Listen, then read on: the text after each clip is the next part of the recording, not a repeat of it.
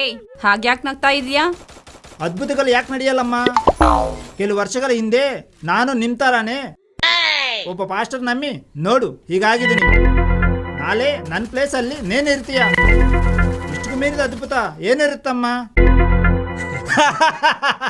ಅದ್ಭುತಗಳು ನಡೆಯುತ್ತಂತೆ, ಅದ್ಭುತಗಳು.